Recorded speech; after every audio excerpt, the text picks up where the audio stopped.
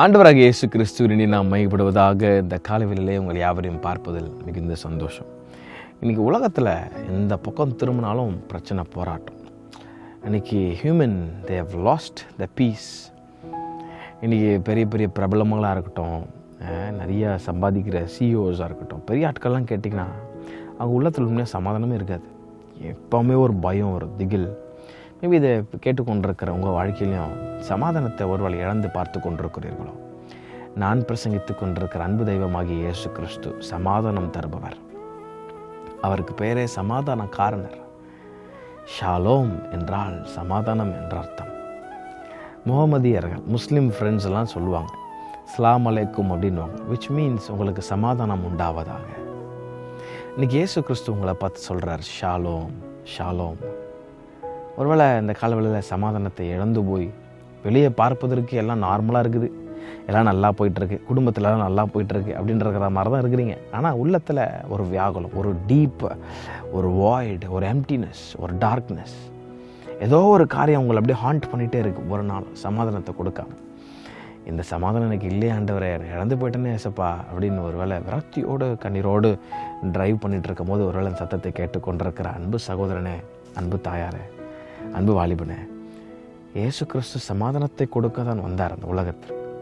பொல்லாத பிசாசு அவன் அழிக்கிறவன், கெடுக்கிறவன்.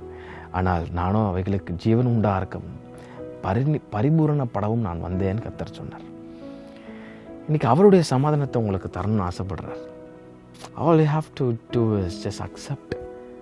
Yes Lord, I need your peace. எனக்கு நீங்கள் தேவை ஆண்டவரேன்னு ஒரு வார்த்தை உண்மையாக சொல்லி நீங்கள் போகிற ட்ரைவில் ஒரு நிமிடம் அங்கே ஓரமாக நிறுத்தி just do a simple prayer. Just do a simple prayer with me. Lord, I need your peace. இந்த சத்தத்தை கேட்டுக்கொண்டிருக்கிற நீங்கள் யாராக இருந்தாலும் சரி, சமாதானம் இல்லை என்று உட்கார்ந்து புலம்பிக் கொண்டிருக்கிறீர்களோ, உன் குடும்பத்தில், உன் பிள்ளையினுடைய வாழ்க்கையில், உன் திருமண காரியத்தில், உன் பிஸ்னஸில் ஏதோ ஒரு காரியத்தில் சமாதானம் இல்லை, ஒரு வாய்டாக இருக்கிற மாதிரி இருக்கிறது, just take a moment, lift up your hands towards heaven and pray. Say that, Lord, I need your peace. ஒரு வார்த்தை ரொம்ப அழகாக ஆண்டவர் சொல்கிறாரு பாருங்கள், சமாதானத்தை உங்களுக்கு வைத்து போகிறேன். ஜான் 14:27, என்னுடைய சமாதானத்தையே உங்களுக்கு கொடுக்கிறேன். உலகம் கொடுக்கிற பிரகாரம் நான் உங்களுக்கு கொடுக்கிறதில்லை. உங்கள் இருதயம் கலங்காமலும் பயப்படாமலும் இருப்பதாக.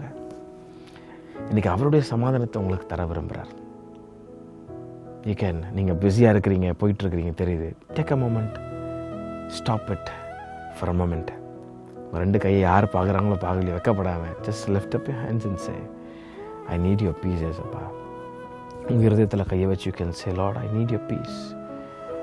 நீங்கள் சொல்லி கொண்டிருக்கும் போதே அனைவருடைய உள்ளங்களிலே தெய்வ சமாதானம் ஊற்றப்படுகிறது என்பதை நான் விசுவாசிக்கிறேன். Just enjoy the peace from heaven. Let your heart be healed. Let not your heart be troubled anymore.